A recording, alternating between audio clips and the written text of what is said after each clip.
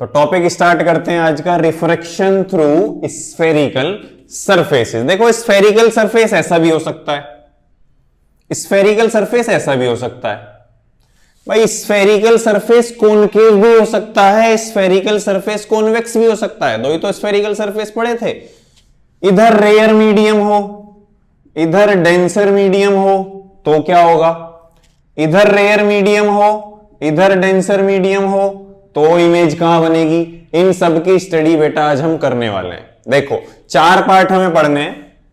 एक तो कुछ ऐसा रहेगा कि कॉनकेव सरफेस में रेयर में ऑब्जेक्ट रखा है और डेंसर में लाइट रेज जा रही हैं तो कैसी इमेज बनेगी, क्या फॉर्मूला जनरेट होगा, एक तो ये देखेंगे।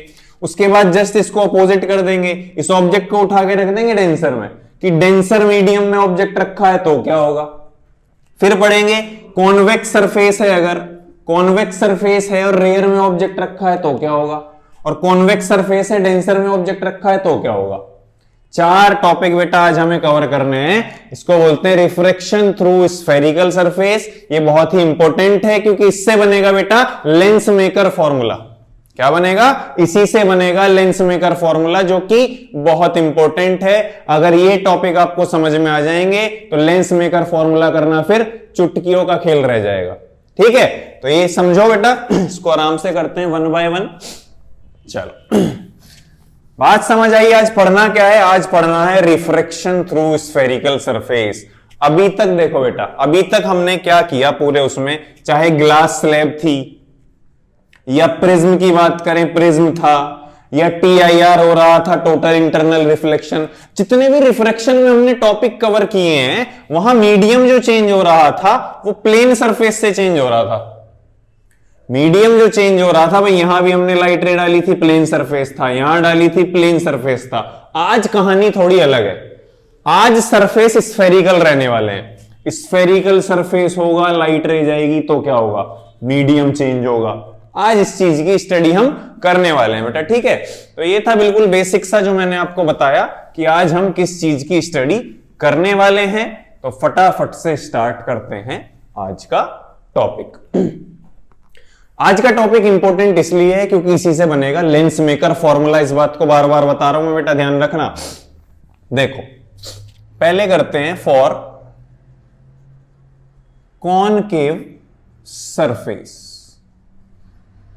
कोई हमारे पास एक कॉनकेव सरफेस है, ठीक है बेटा, अच्छा सा नहीं बना।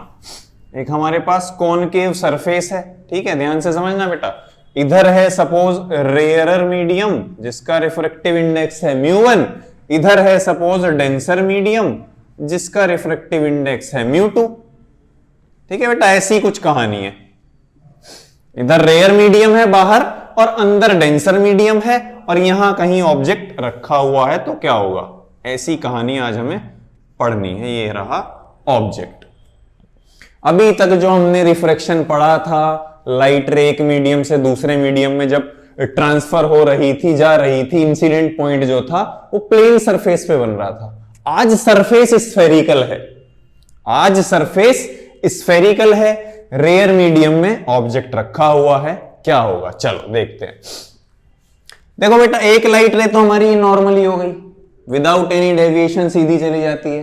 दूसरी लाइट रे के लिए देखते हैं। दूसरी लाइट रे यहां से निकली, सपोज यहां गई, यहां बना इंसिडेंट पॉइंट।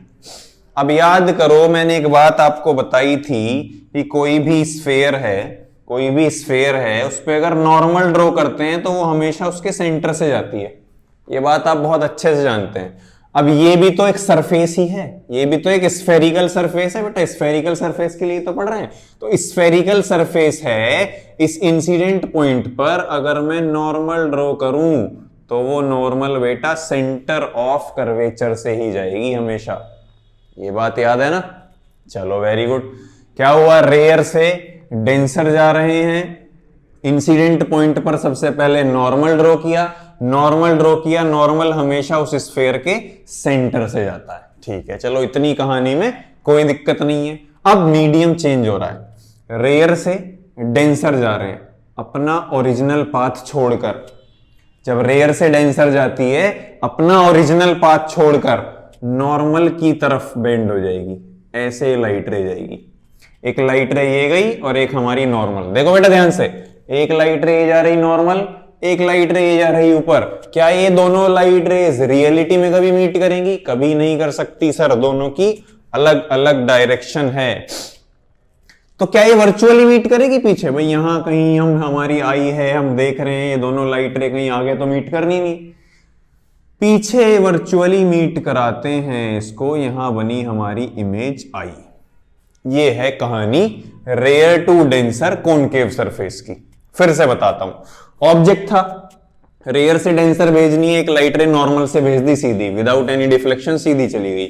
एक लाइट रे यहां किसी पॉइंट पर भेजी, इंसिडेंट पॉइंट है, इसको मान लो x है ना, इस इंसिडेंट पॉइंट पर भेजी लाइट रे, रेयर से डेंसर जा रही है, नॉर्मल ड्रॉ किया, अपना ओरिजिनल पाथ छोड़कर नॉर्मल की तरफ बेंड हो गई।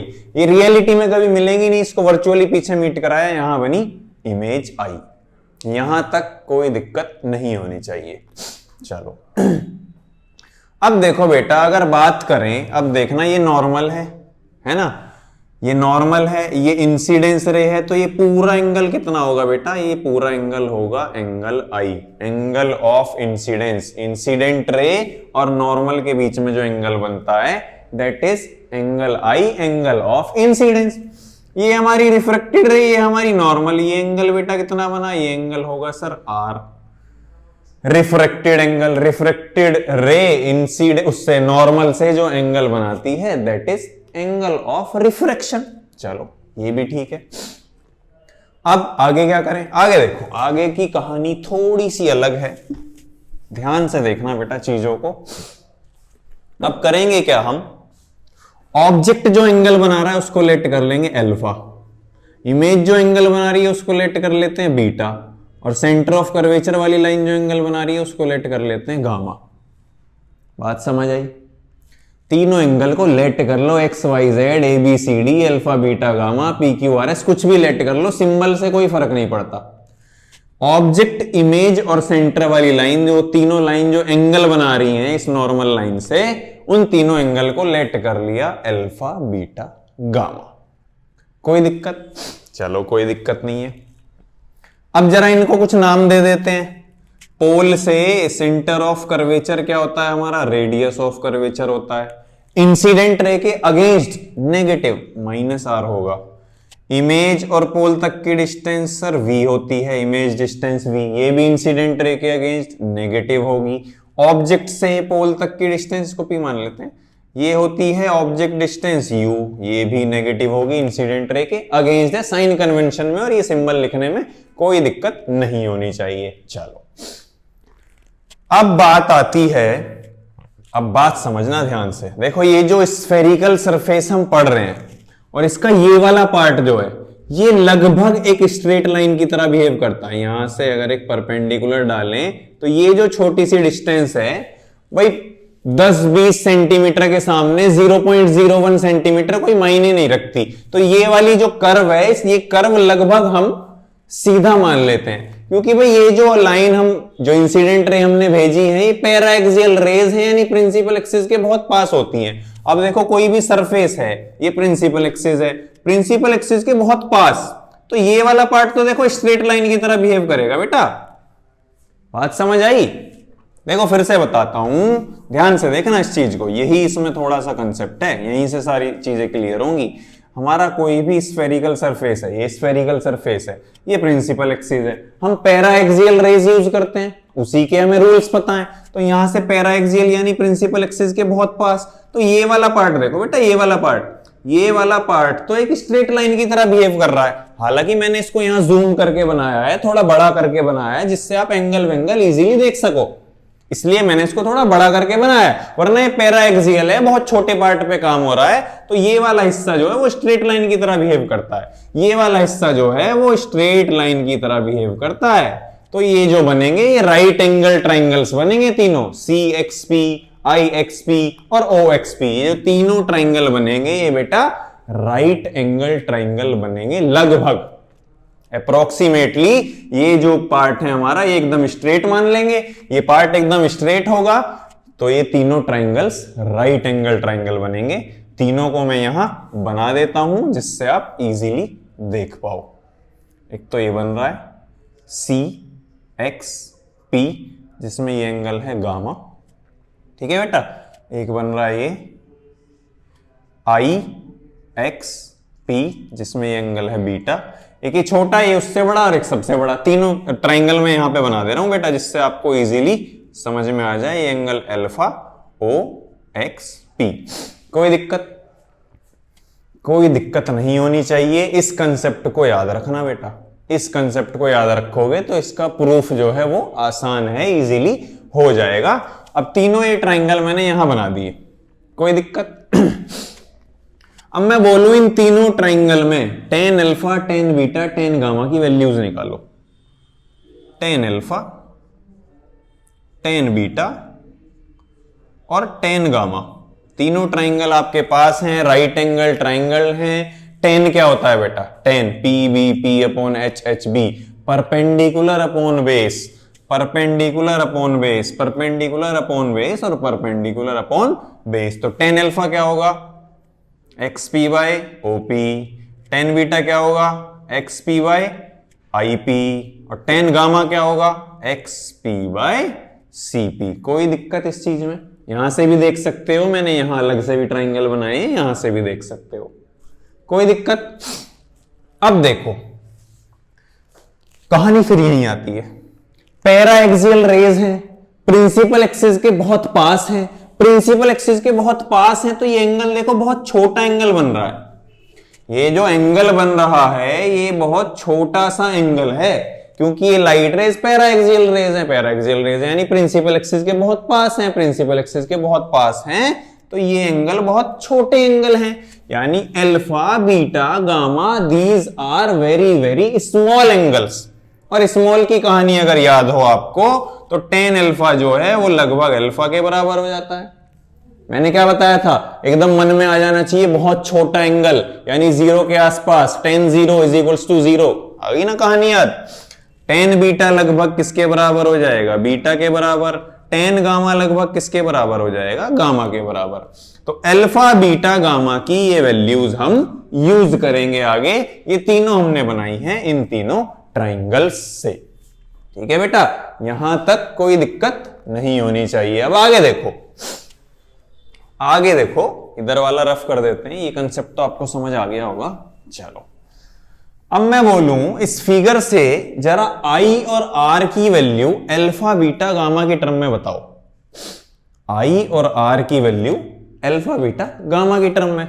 अब ये ट्राइंगल देखना बेटा, ओ एक्स सी, यहां बना रहा हूं, देखो ऐसा कुछ है, ओ एक्स सी ट्राइंगल। बेटा सारे ट्राइंगल में बाहर बना बना के दिखाता हूं आपको, जिससे आप इजीली उसको पढ़ सको, समझ सको। इसमें ये एंगल है हमारा अल्फा ओ एक्स सी में, और ये एंगल है हमारा आई, और ये एक्सटीरियर एंगल बन रहा है गामा। अब ध्यान से देखना जरा, किसी भी ट्राइंगल में exterior angle is always equals to the sum of opposite to interior angles. यहां से हमारे पास क्या आ गया? Gamma is equals to I plus alpha. तो यहां से आई की वैल्यू आ जाएगी gamma minus alpha, equation number मान लो इसको ए। आई की वैल्यू तो आ गई। ऐसे ही हमें आर की वैल्यू चाहिए बेटा, ऐसे ही हमें आर की वैल्यू चाहिए। R angle of refraction. देखो बेटा एंगल ऑफ रिफ्रैक्शन क्या है? रिफ्रैक्टेड रे और नॉर्मल के बीच का एंगल। तो ये एंगल आर है, तो ये वाला एंगल देखो ध्यान से, ये भी क्या होगा? आर। ये छुटकू सा एंगल वर्टिकली अपोजिट, ये दोनों रेज ऐसे जा रही हैं, देखो ऐसे, ये एंगल आर, तो ये भी एंगल आर। कोई दिक्कत? ये वाला सिर्फ एंगल बेटा क्या हुआ? आर। चलो इस ट्राइंगल को भी मैं यहां बना देता हूं, आपको दिक्कत नहीं होनी चाहिए। ऐसा कुछ बन रहा है, ये एंगल बन रहा है बीटा, ये एंगल बन रहा है आर, और यहां फिर से एक्सटीरियर एंगल है गामा। तो किसी भी ट्राइंगल के एक्सटीरियर एंगल जो है वो इक्वल होता है sum of opposite to interior angles. यहां से गामा आ गया बीटा प्लस आर के इक्वल, आर की वैल्यू आ गई gamma minus beta, equation number B. यही दो चीजें हमें चाहिए थी, आई और आर की value in terms of alpha beta gamma. क्योंकि अल्फा बीटा गामा की वैल्यू हमारे पास है, जो हमने इन 3 ट्रायंगल से निकाली थी। यहां तक की कहानी बिल्कुल एकदम आसान थी, बढ़िया थी। आगे की कहानी भी आसान है। इतना पार्ट आराम से देख लो बेटा, फटाफट एक बार देख लो, नजर मार लो। कोई दिक्कत है तो बताओ। चलो कोई दिक्कत नहीं, आगे देखो बेटा। अब क्या करना है, हमारे पास आई है, हमारे पास आर है in terms of alpha beta gamma, और अल्फा बीटा गामा की भी वैल्यूज हैं। अब कुछ नहीं करना, आगे की कहानी बहुत आसान है। हमें लगाना है स्नेल्स लॉ। क्या लगाना है? By using Snell's law. अब लगाना है हमें स्नेल्स लॉ। स्नेल्स लॉ क्या होता है? स्नेल्स लॉ होता है sir sine I by sine R is equals to जिसमें जा रहे हैं म्यू टू अपॉन जिससे जा रहे हैं म्यू वन। ये बात आप बहुत अच्छे से जानते हैं। Sine I by sine R is equals to mu two by mu one. चलो अब जरा फिर से सोचो, अल्फा बीटा गामा बहुत स्मॉल एंगल है, पैराएक्सियल रेज है। आई और आर भी तो बहुत स्मॉल एंगल्स है बेटा। जब पैराएक्सियल रेज है, बहुत छोटे पार्ट पे हम वर्क कर रहे हैं, तो एंगल ऑफ इंसिडेंस और एंगल ऑफ रिफ्रैक्शन ये भी बहुत छोटे एंगल हैं। Angle I and angle R are very small angles. Small angle की मैं बात करूं यानी 0 के आसपास लगभग तुरंत पहुंच जाया करो वहां पे। Sine 0 0, sine 0 0। जब आई और आर बहुत छोटे एंगल हैं तो साइन आई आई के इक्वल हो जाएगा और साइन आर आर के इक्वल हो जाएगा, क्योंकि टेन और साइन छोटे एंगल्स पर सेम हो जाते हैं। तो ये हो जाएगा I by R is equals to mu two by mu one. कोई दिक्कत यहां तक? ठीक है बेटा, क्या कर दें? क्रॉस मल्टीप्लाई कर दो sir. Mu one I is equals to mu two R. अब देखो ध्यान से, आई और आर, ये रही आई और आर की वैल्यू हमने पहले से ही निकाल के रखी हुई है। फटाफट ये दोनों वैल्यूज उठा के यहां पुट कर देते हैं। म्यू वन आई की value gamma minus alpha is equals to mu two, R की value gamma minus beta, gamma minus beta. यहां तक कोई दिक्कत? चलो कोई दिक्कत नहीं है। स्नेल्स लॉ लगाया, आई और आर बहुत छोटे एंगल, साइन आई आई के इक्वल हो गया, साइन आर आर के इक्वल हो गया, क्रॉस मल्टीप्लाई कर दी, आई और आर की जो वैल्यू निकाली थी वो यहां पुट कर दी। अब क्या करना है? अल्फा बीटा गामा की ये जो वैल्यूज निकाली हैं, ध्यान से देखो, ये तीनों वैल्यूज अल्फा बीटा गामा की जगह पुट करनी है। कोई दिक्कत? तो थोड़ा सा अब रफ करेंगे, थोड़ी सी जरूरत पड़ेगी, बोर्ड भर गया है। चलो पहले वैल्यू पुट करते हैं। म्यू वन गामा की वैल्यू, गामा की वैल्यू है ये रही XP by CP minus alpha की वैल्यू, अल्फा की value XP by OP, XP by OP is equals to mu two, gamma की value XP by CP, XP by CP minus beta की value XP by IP, XP by IP. ठीक है बेटा, Snell's law लगाया, sine I I के equal हो गया, sine are R के equal, cross multiply, I R की वैल्यू रखी, उसके बाद अल्फा बीटा गामा की तीनों वैल्यूज हमने पुट कर दी। अब ध्यान से देखना बेटा, देखो लेफ्ट हैंड साइड से भी एक्सपी कॉमन आ रहा है, राइट हैंड साइड से भी एक्सपी कॉमन आ रहा है। न्यूमरेटर देखो, न्यूमरेटर सब जगह एक्सपी है, तो इधर से एक्सपी कॉमन आया, कैंसिल आउट, इधर से भी एक्सपी कॉमन आया, दोनों एक दूसरे से कैंसिल आउट हो गए। तो अब नेक्स्ट लाइन में मैं एक्सपी नहीं लिख रहा हूं, ध्यान से देखना। अब एक्सपी लिखने की कोई जरूरत नहीं है, सीधा म्यू वन के अंदर मल्टीप्लाई कर दो, mu one by CP minus mu one by OP is equals to mu two by CP minus mu two by IP. ठीक है बेटा, म्यू वन म्यू टू की अंदर मल्टीप्लाई कर दी, एक्सपी दोनों साइड से कॉमन लेके कैंसिल आउट हो गया। सिंपल मैथ से कोई दिक्कत वाली बात नहीं है। अब देखो क्या करना है, सीपी ओपी आईपी इन सब की वैल्यूज हमारे पास हैं यूवीआर की टर्म में। सीपी ओपी और आईपी इन सब की वैल्यू हमारे पास यूवीआर की टर्म में ऑलरेडी है बेटा। देखो सीपी, सीपी की वैल्यू है माइनस आर, रखो mu one by minus R, minus OP की, ओपी, ओपी की वैल्यू है minus U, mu one by minus U. ठीक है बेटा, अभी इसके माइनस प्लस भी देखेंगे। Mu 2 by C P, mu 2 by minus का आर, ठीक है बेटा। अब देखो और क्या है, mu 2 by I P, I P है माइनस का we, minus mu 2 by I P की वैल्यू माइनस का वी। यहां तक कोई दिक्कत? सी पी, ओ पी और आई पी की वैल्यू हमने पुट कर दी, माइनस माइनस इसके खोल दो, माइनस का म्यू 1 बाय आर प्लस का mu 1 by U is equals to minus का म्यू 2 बाय आर प्लस का म्यू 2 बाय वी। ठीक है बेटा। अब देखो जिन दोनों के नीचे आर है उनको एक साइड ले लेते हैं और यूवी वाली टर्म को एक साइड ले लेते हैं, तो ये आ जाएगा हमारा mu 1 by U minus mu 2 by V, इसको इधर ले आए इज इक्वल्स टू, इसको इधर ले आए, ये प्लस में हो जाएगा mu 1 by R minus mu 2 by R. कोई दिक्कत?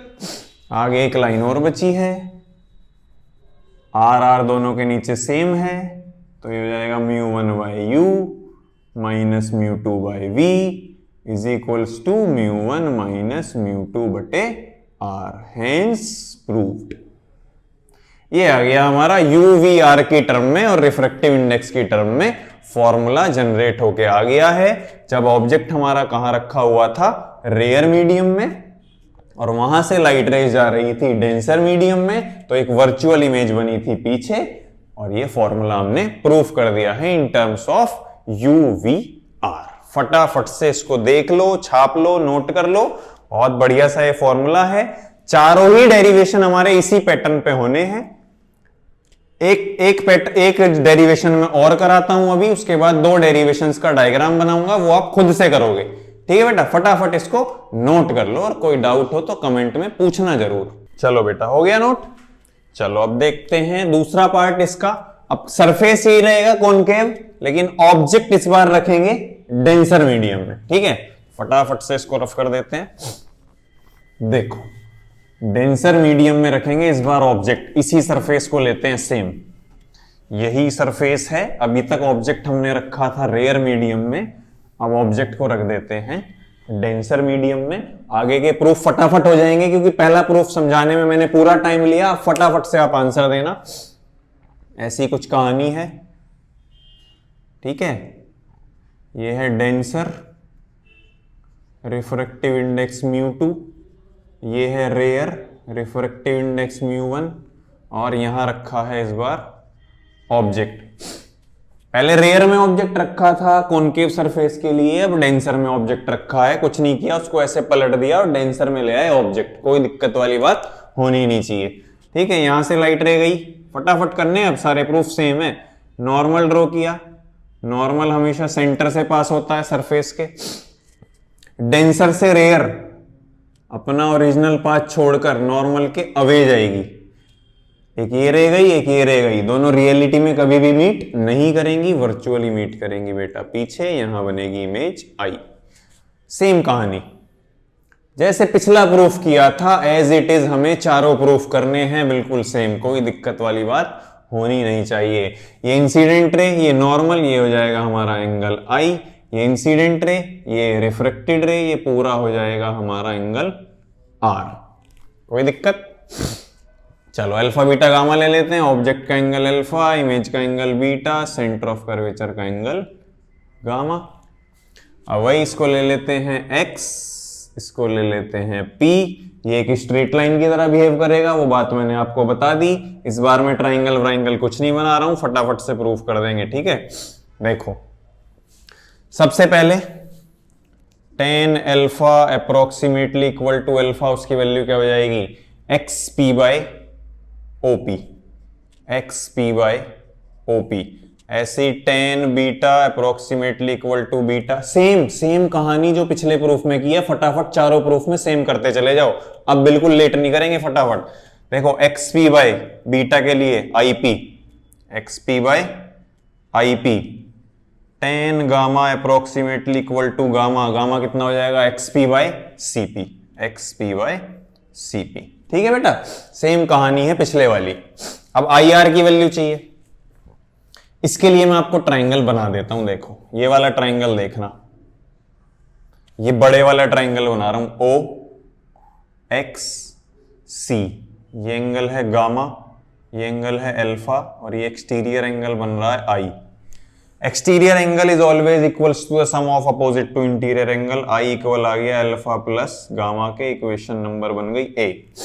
ठीक है, ऐसी R R R R R के लिए ट्राइंगल बनाता हूं। देखो ऐसा कुछ बन रहा है, ये है आई, ये है सी, और ये पॉइंट है एक्स, ये बन रहा है आर, ये है गामा और ये है बीटा। तो यहां आर जो है इक्वल है बीटा प्लस गामा के, इक्वेशन नंबर हमारी बी हो गई। फटाफट से काम करेंगे अब।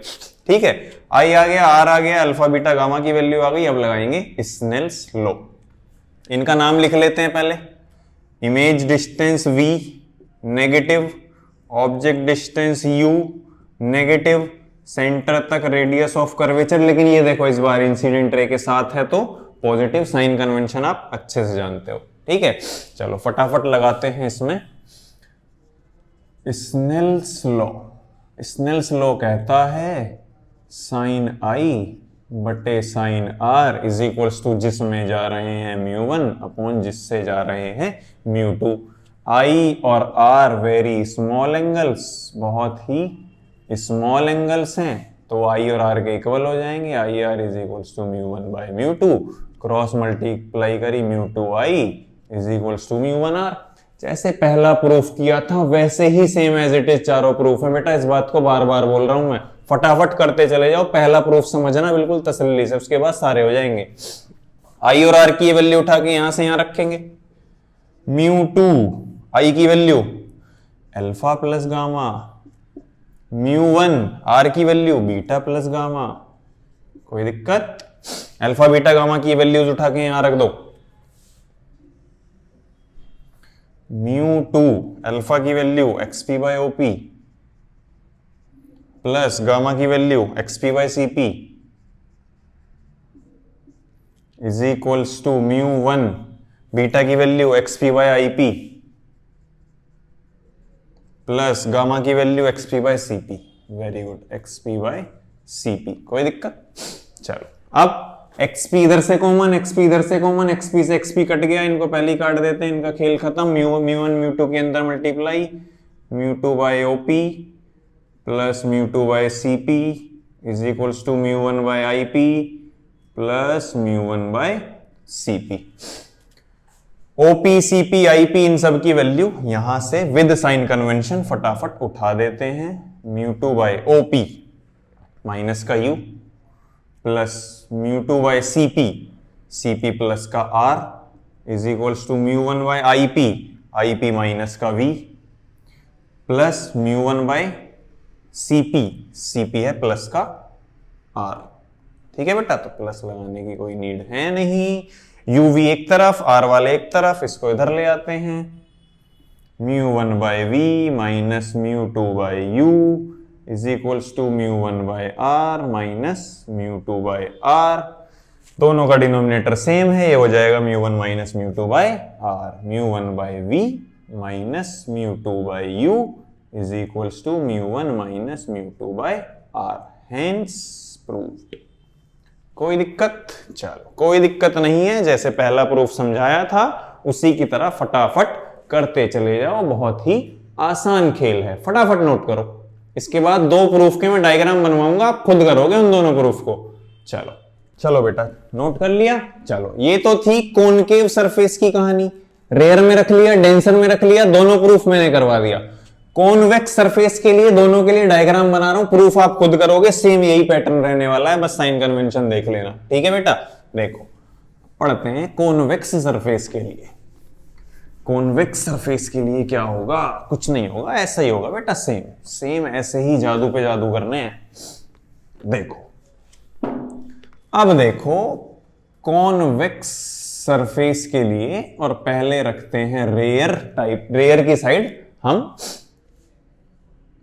ऑब्जेक्ट। ये देखो कॉन्वेक्स सरफेस, ये हमारा डेंसर, रिफ्रैक्टिव इंडेक्स μ2, ये हमारा रेयर, रिफ्रैक्टिव इंडेक्स μ1, यहां रखा ऑब्जेक्ट O, एक लाइट रे नॉर्मल सीधी भेज दी, एक लाइट रे यहां डाली, नॉर्मल ड्रॉ किया, हमेशा सेंटर ऑफ कर्वेचर से जाता है।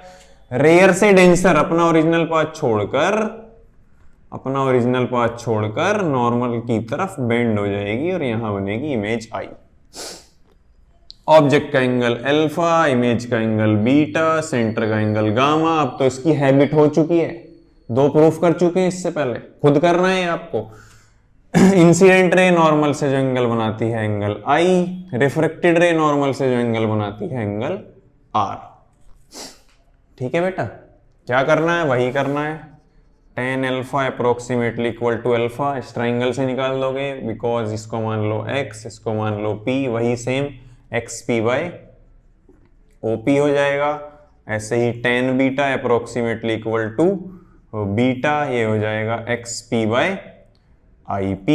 ऐसे ही हो जाएगा हमारा tan gamma approximately equal to gamma xp by CP। Same कहानी चलेगी क्योंकि ये हमारा स्ट्रेट लाइन की तरह बिहेव करेगा। I और R की वैल्यू मैं आपको बता देता हूं।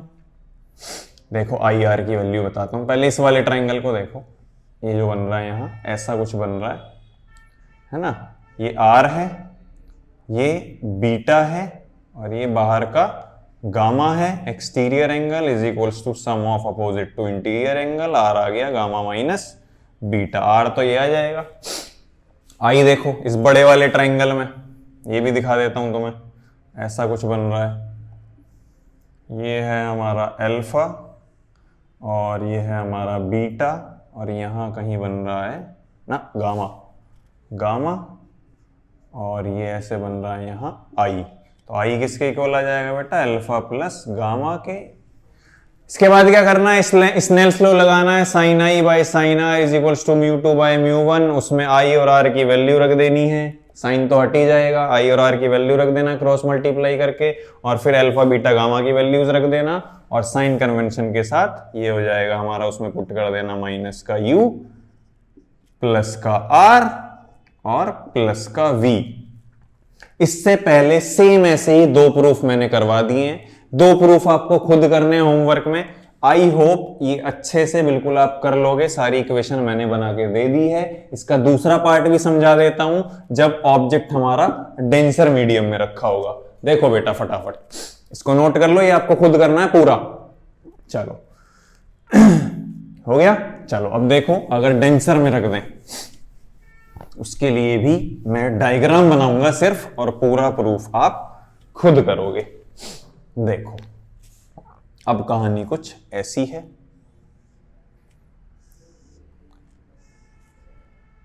पोल, डेंसर, रेयर, और इस बार डेंसर में रखा है ऑब्जेक्ट कॉन्वेक्स सरफेस के लिए। ठीक है बेटा, एक लाइट रे तो ये सीधी नॉर्मल वाली होगी, एक लाइट रे यहां भेजी, नॉर्मल ड्रॉ करेंगे, वो हमेशा सेंटर से जाती है। डेंसर से रेयर अपना ओरिजिनल पाथ छोड़कर नॉर्मल से दूर जाएगी और यहां कहीं इमेज बनाएगी।